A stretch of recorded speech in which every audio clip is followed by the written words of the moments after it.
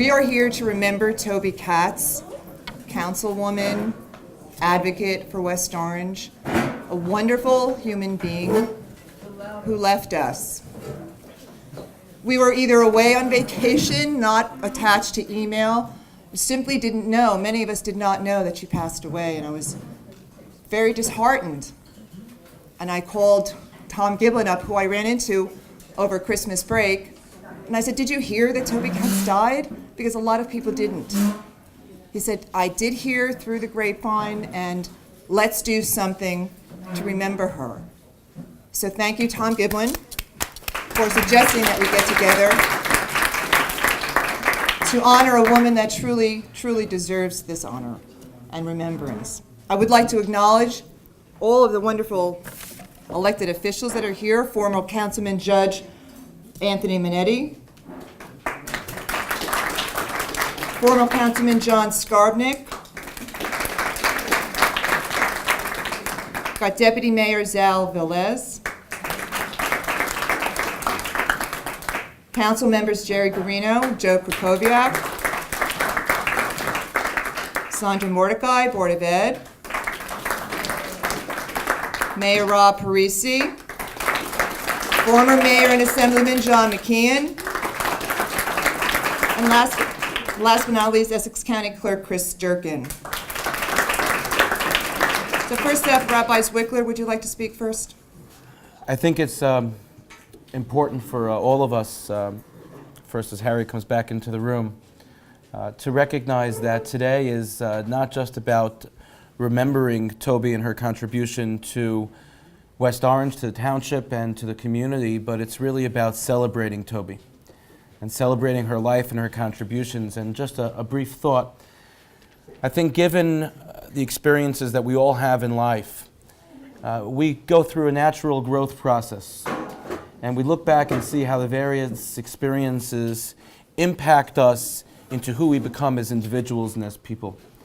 And it's easy for many of us to have experiences that cause us at a certain point in life just to step back and just to live our lives in a peaceful, calm, quiet way and let everything evolve around us and really just live for ourselves, for our family. And then there are those who, despite what the experience they go through in life, their personality brings out in them the desire to give, the desire to impact, to inspire, to mold, to challenge others, to change, and to really make a difference in the world that they live in on a greater scale and on a smaller scale. And I think that really describes Toby Katz. When I first came into the community, I was very surprised to hear about the legend, to hear about the background of Toby's life and what she had gone through and who she became. And when I was sitting with Harry on the day that Toby passed, and he was telling me the details of her life and how proud that he was just to be her husband, considering of who she was and all the strength that she had, not to simply sit back and just let life play out based on what happened to her, but to be courageous and to give of herself and to make a difference in the life of her family and the life of her community. And that's what we're celebrating here today. We're celebrating a community that has recognized the contribution of Toby. And the reason why we're celebrating and not just simply remembering is that Toby's memory and her example serves as a role model for us in our very own lives and for the contribution to the continuity and the health on a global scale of our township and our community. Thank you, Rabbi Zwickler. Although I knew Toby my whole life, there were just a contingent of Holocaust survivors in West Orange, and we all knew each other, and my parents being Holocaust survivors. But I really got to know Toby in the basement of the town and campus where we stuffed envelopes, and I was working for Joe Minish. And it was a time when Essex County politics really did feel unified and cohesive. And before social media, Twitter, Facebook, we were there as a unified group, talking about our children, talking about our families, births, deaths. It was a way of staying together as a community. And that's how I'll always remember Toby. as an advocate and helping me as a woman involved in just social politics, local politics, isn't all politics local. I would like to call Harry and Elliot up, or Elliot first, Elliot Katz.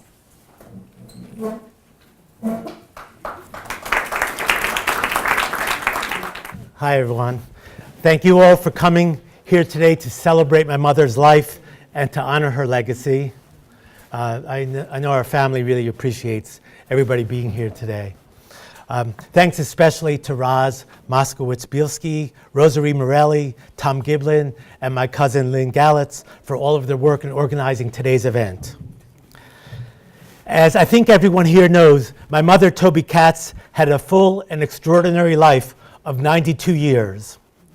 In her youth, she experienced firsthand the 20th century's greatest horror, the Holocaust.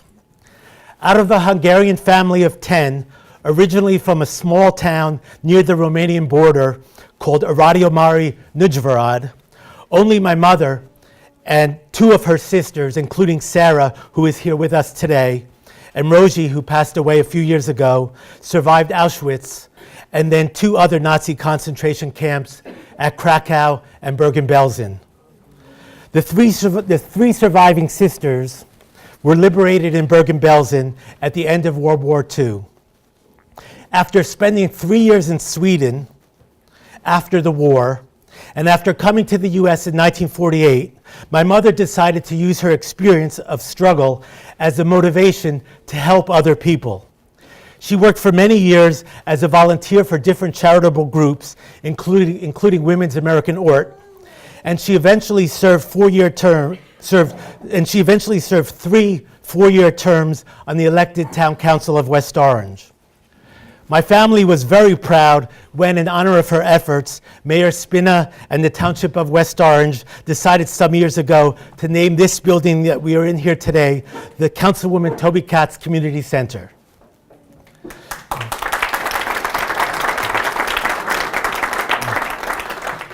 When I was younger, even before my mother was elected to the town council, I remember her working hard on some key issues in West Orange, like maintaining rent control and increasing services for seniors.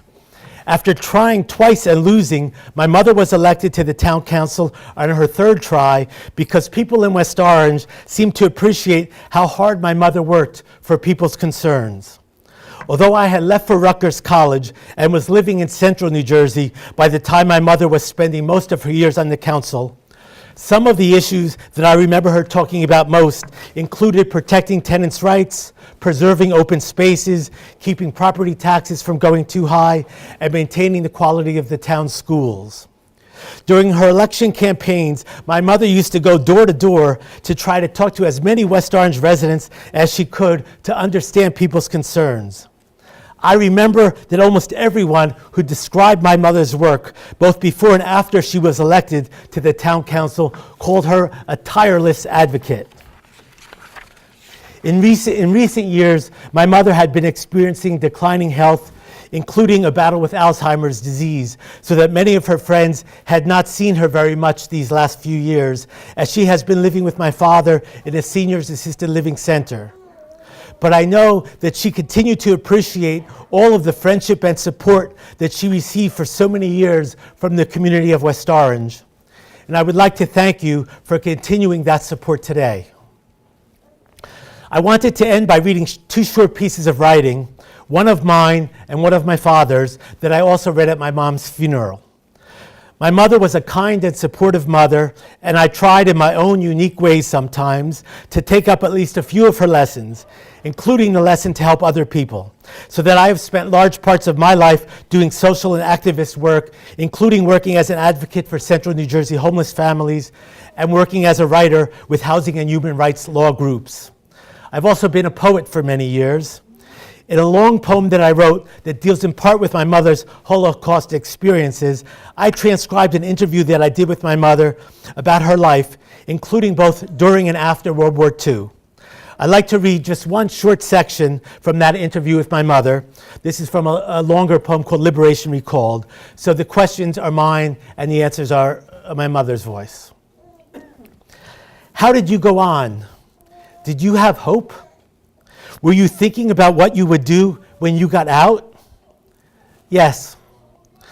I always had hope that I'll survive. Somehow, somewhere, God is going to let me live. Because we were religious people, brought up religious by my father.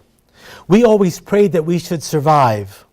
In fact, that was my pledge. If I ever survive, I will always help other people. So you were actually thinking that at the time? Yes, always. And you were praying? I was praying. And in your prayers you were saying, and I said, if God lets me live, I'll always, for the rest of my life, I'll devote to help other people. In the back of my mind, that's what I always thought. And I always remembered that and always tried to do that.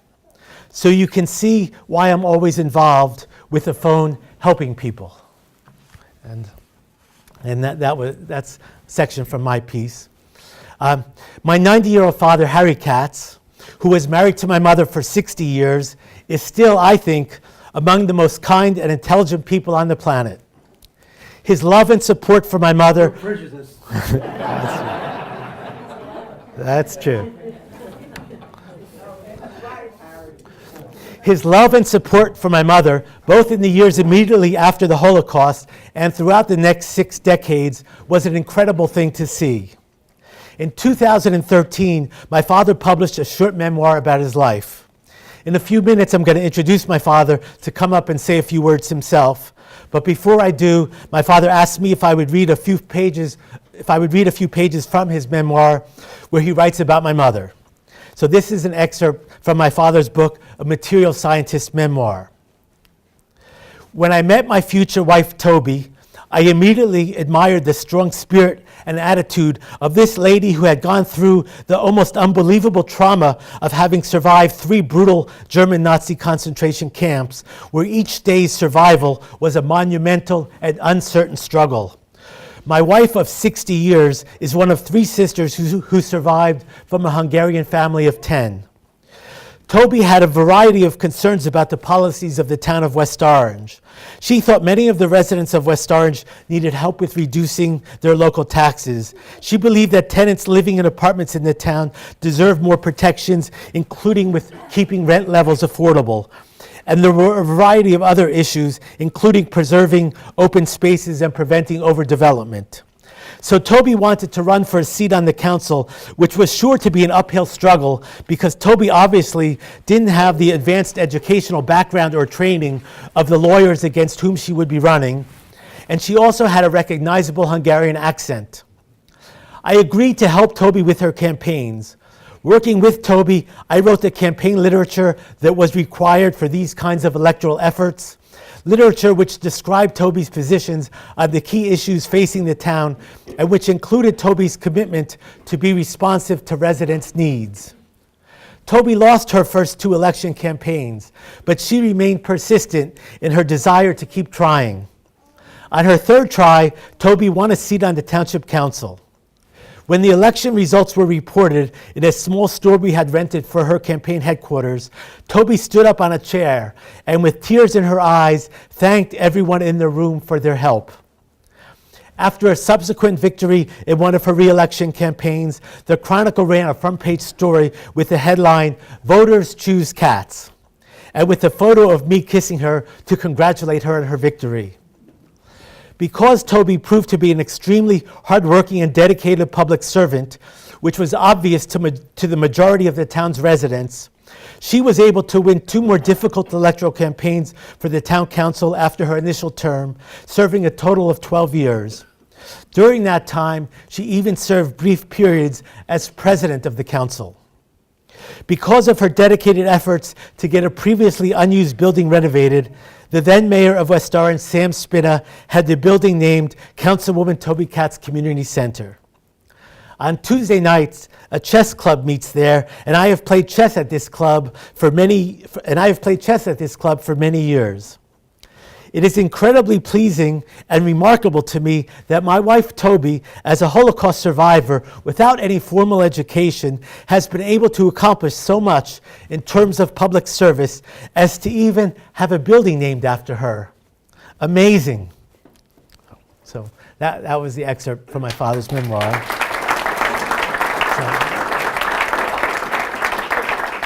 So, thank you again all for coming here today to help celebrate my mother's life and to honor her legacy. Thank you. Let me introduce next my father, Harry Katz. As my smart son Elliot said, we're very appreciative of all you people that are honoring Toby's memory and what she tried to do. To repeat what I said in my book, which I hope all of you are familiar with, and get the book. You show everybody your pictures too. A beautiful. This is my darling Toby. This is Toby. Okay, For those of you who didn't know her when she was married, and first married. and my book, A Material Scientist Memoir, is available from Amazon, and I mention Toby frequently in the book. Okay, and again, it's worth repeating again that in spite of Toby's terrible experience in the Holocaust, without an education, what she did was a miracle. Even if she had the opportunity of education, having not had the opportunity of education, what she did was really a miracle and amazing. Now, I'm honored here that Mr. Minetti, who's a councilman, we have Mr. McKean, okay, and John Skarbnik, and I'm forgetting a couple, but when you get to be 90, the wheels don't turn as well as they used to, so I'm sure I'm missing something I'll regret saying when I sit down, but again, the main point is that it's really a pleasure to me to see so many people here honoring the memory of my darling wife, Toby Katz. Thank you all again.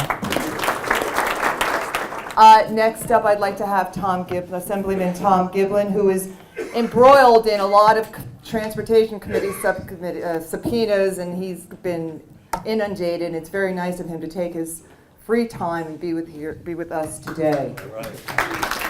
Thank you.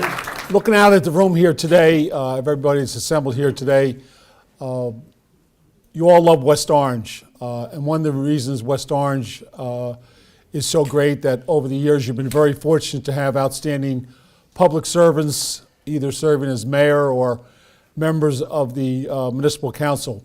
And foremost among those folks was our late friend, Toby Katz. I'm glad a couple weeks ago, as Roz mentioned, we talked about trying to put this together, and everything's kind of on our side on the 2nd of February, a beautiful day, Super Bowl Sunday, everything's falling in sync, and I know it's something that Toby would be very proud that people are remembering her. I was thinking about her relationship with Congressman Joe Minish, and it's hard to believe that it's 30 years since Joe Minish was the congressman representing West Orange, the way the time has flown by. His last year of service was in 1984. But I remember Toby also during that time, the legendary Matt Goldman was the Democratic chairman of West Orange, and I'm dating myself, town and campus. Before that was the Goldman Hotel, and I always said it was like Grossinger's up in New York State on a Sunday. You know, the crowds would be there. Matt Goldman was quite a guy as far as a mover and a shaker, and Toby in her own right during her 3 terms on the municipal council really was an advocate for the people. It was never about herself. It was about trying to be of service to all of West Orange, the bottom of the hill, the top of the hill, east and west, north and south, and she was kind of a legend in our time. John McKean and myself, along with other members of the legislature, have had a resolution that was introduced and passed, really basically calling, the accolades of Toby or her service, her early years as a victim of the Holocaust, and she made the best of that, and Harry and her were certainly a great couple, and might like to ask John to come up at this time, former Mayor and Assemblyman John McKean, maybe to do this presentation to Harry and to Elliot. You know what, Tom? What you said something that made me think about one of the extraordinary things out of a little snippet out of Toby's life. But as we remember, 50 years since John Kennedy was assassinated, Joe Minish, that you mentioned, had put together a special piece of legislation to allow Toby's sister to come into the United States to emigrate. John Kennedy signed that on November 20th. It was the last piece of legislation that he signed as President of the United States. It's just amazing. A couple quick thoughts. When I heard of Toby's passing, I got a call from Rabbi Zwickler. And it happened to be that my family and I, you've got us by 30 years. We're in California celebrating our 30th wedding anniversary. And I was saddened not to be able to be there to, celebrate her life and grieve with you. But it made me think about, another legacy of hers that go beyond public office. This little synagogue or shul, Toby was one of the founding members. And to have now the fourth generation Rabbi Zwickler, who's beloved, to take the time on her passing to just reach out to people on her behalf just shows you that that's just another life that she impacted. And just think of that shul now and what it's become with, literally hundreds and hundreds of families all started by her. And I also, think about with reverence as you talked about her life, early life with the Holocaust. When we had the little TV show I was doing when I was mayor, she came on, for an hour. And I've known her for many years. I knew it's Toby the tenant lady, like how she would go, knock on the doors, and she was an amazing person for her advocacy for those who really weren't able to advocate for themselves for the most part. But I had never really sat and talked to her about what her experiences were. And that hour, made a profound impact on me. I still have the videotape. My daughter, who's studying in North Carolina, took that videotape for a class that she, is studying the Holocaust down in North Carolina, and the whole class watched it.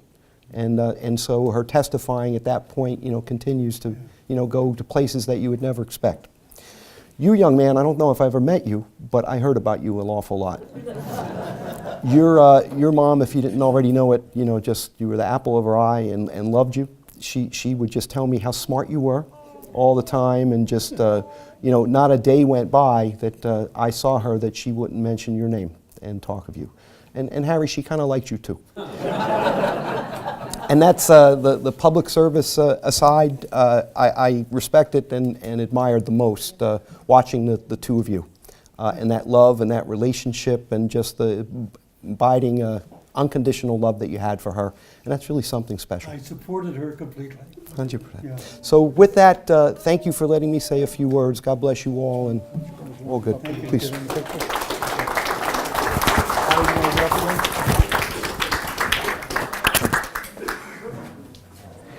In many ways, I grew up with Toby as a part of this community, starting to get, age ourselves. I was actually a senior in high school when she was first elected to serve this community. Didn't pay attention much to local politics, as most 17-year-olds wouldn't. But as would have it, my wife got a job working for the health department in the late 80s. So naturally, as a town employee, we were looking to get married and settle down, and we started to pay attention, and obviously Toby was a name we would hear frequently. We would see her reelected twice to the council. But I guess what really brought her importance to the community to life for me was in '94. I was elected to serve as a civic association president in my neighborhood. And I became a regular at the council meetings long before they were televised or as exciting as they are now. But one of those early meetings, the residents of the Eagle Rock Co-op, which is an apartment complex in my neighborhood, many of which those members I knew, they were at that council meeting, speaking to the council, telling the community of Toby's importance to them and what they had done at that time. It was private property, but the association of tenants in that complex named the circle, which was actually the entrance and the exit to the complex, as the Toby Katz Circle. And I would learn for the first time that meeting just how fiercely loyal people were to Toby. I remember thinking of maybe an early sign of what good community service could be. You know, they say in business very often, it's better not to try to do a lot of things, maybe to do a couple things and do them really well. And as a lot of us here find out in government, a lot of what we do in local, daily, mundane aspects of government is pretty boring. And I think Toby would admit that she found a lot of that as less interesting. And it was the few issues, whether it was tenant issues or senior issues, that she dove headfirst into very passionately and became her projects. As it would have it, my first election, I ran against Toby. And I learned in that election, even though we were running against each other, she was always respectful to me. And I would see in that election, I would see dozens and dozens of times over the years, as I see here this morning, what I saw 20 years ago at that council meeting, that people are fiercely loyal and love Toby very much. And long after the sign on this building starts to rust or the letters start to fade, this community and everyone here is going to remember the life of Toby Katz. And for that, to Harry and your family, we thank her for that. Thank you. I'd like to call Essex County Clerk Chris Durkin up, whose father, Ray Durkin, could not be here today, but who was very, very influential in Essex County politics for a long, long time as chairman. And Chris Durkin has been a good friend to all the municipalities in West Orange. I know that when I was working at Liberty on 2 presidential elections in recent years, Chris provided us with polling booths so the children could have their mock elections, and it was really, really great that he did that. So let's welcome Chris Durkin. Good afternoon. As I walked in this morning into the Toby Katz Center, I was greeted by Joyce Del Sordo, and she looked up at me and she said, "Chris, are you going to speak today in celebration of Toby's life?" And I said, "I think I might." And she said, "I love when you speak." I was blown away. I was excited. I was inspired. And I said, "Really, when did you hear me speak?" She said, "A few months ago at the Mayfair Farms." And I said, "Well, what did I say?" And she said, "I don't remember a word, but you were really brief." I will tell you, we are not here because Toby Katz has died. We are here because she lived. And what a glorious and beautiful life it was. Life is filled with a million experiences. And we all have our special and unique experiences with Toby, experiences that inspired us, that made us laugh. I remember growing up in my household, as Roz said, and I want to thank Roz and Tom and Rosary for organizing this tribute. My father, who was the Democratic chairman of Essex County and the state Democratic chairman, interacted with Toby politically and civically, and I remember him talking about her as a force of nature. I remember the stories, dealing with her, with Joe Minish, and everything she did and her love of West Orange. The one story I have is in 2005, I was running for the position of Essex County Clerk, and I was traveling on election day to each polling site. It's tough to reach all of them, but I tried to do my best. And I went to the West Orange High School polling site. And I walked into the polling site and I was greeted by Toby Katz. And she had this big smile and she grabbed my arm. And I will tell you that it was as if I was walking into her home. I mean, she treated that polling site as though it was her home. And she introduced me to all the board workers, and she exuded pride. And I think her favorite day of the year was election day. It really seemed like that. She really did. And each year I would go back to get that feeling that she exuded, that pride. And I will tell you that you will not find many people, as long as you live, who appreciate America and appreciate our democracy and our freedoms as much as Toby Katz. And I will just close by saying I will remember Toby Katz for her love of her family, for her love of West Orange, for her love of America. But I will think about Toby Katz every election day. Thank you. I'd like to call Anthony Minetti, Judge Anthony Minetti, to say a few words. Hi, thank you for inviting me to say a few words today. By way of introduction, I was a councilman from 1980 to 1990. I served with Toby for most of those years. Actually, when I first met Toby Katz, it was not under the best of circumstances. I think I'm that 1% that Tom Giblin referred to. I was a Republican, and she was a Democrat. She was sitting in the council chambers. Neither one of us was elected at that time. She came up to me and she started arguing with me. And we argued probably for the next 6 months. All we did was argue until I got to know her. We became such good friends over the course of the next 2 years that when it came time for my reelection, for her to run for council again, Toby, Joe Brennan, and myself actually ran as a ticket. We all won, and they were the glory years. They were wonderful years. I have to say, over time, Toby and I discussed a lot of things, and we learned that we had more in common than things that separated us. For example, we both worked very hard on the new police building. We both worked very hard on preserving open public spaces, seniors' rights, and recreational facilities. She convinced me to come along to agreeing with her on issues of rent control, and convinced me on the issues of senior programs. And I supported her, she supported me, and we ran together from then on. Every time she would run, sometimes we would run in off years. When she ran, I would endorse her. When I ran, she would not only endorse me, but as Harry knows, she would work tirelessly for me, and I'm very grateful. She would, when she ran for election, stop by my house and ask if any of my 3 children were available to help her deliver flyers around town. And they would get in a car, call some of her friends, and go out and work a neighborhood for her.